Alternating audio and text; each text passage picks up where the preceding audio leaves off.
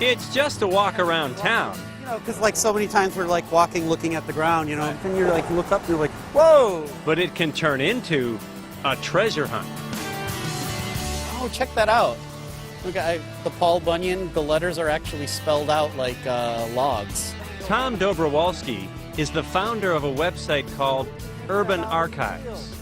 Not just a building is historic. He is our local expert on ghost signs. They're faded. They're kind of ghostly. They're semi-transparent representations of themselves. So they're kind of... From Paul Bunyan outerwear, Like, how old do you think this is? I'd give it 100 years. to an unusual misspelling that says Lepper's School of Physician Preparation. I think they meant physician. I like the fact that it's a physician, or physician, Physician. and his name is Lepper. These signs speak to us from the past. They're so high up on the buildings, you kind of have to look up.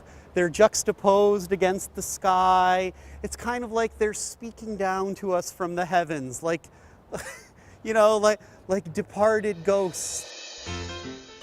Back in their day, they were bright and clear and everywhere. It's kind of like, you know, opening a city directory from, you know, 1900 and seeing, oh, well, what was here? Apparently in 1900, we smoked owl cigars.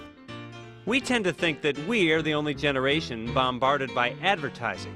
But hovering above the buggies and bowlers and long dresses, you were enticed by everything from filing cabinets and stationery to cameras and steamship tickets. Back in the time when these things were the dominant mode of advertising, I'd be like, oh, great, another advertisement on the side of a building. But, you know, now they're kind of artistic, they're historical, they're charming. And mysterious. Part of the fun is cracking the code. It's kind of like learning how to read and just trying to figure out what it's trying to say, and there's so many layers on that sign. This one from Mohawk Apartments says, for vacant lots in this vicinity. But when you squint, you see king-sized Coke in the green above.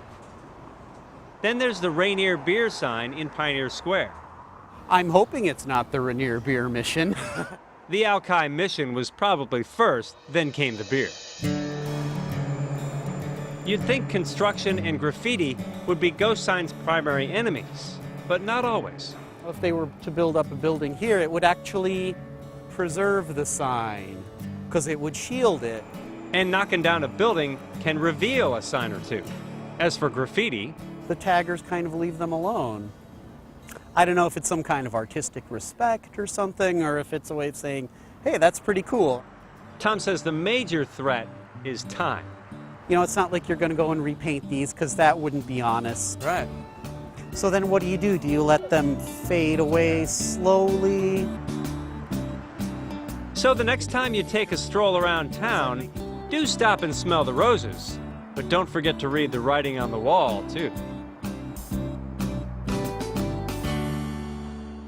My personal favorite almost got covered up recently, but you see whoever built the new condo there liked it too because they left it so we can see it. It's a backwards Oldsmobile. Kind of cool. Must have been painted just after the invention of the rear view mirror. If you want to check it out, it's just north of Madison on 12th here. Megan?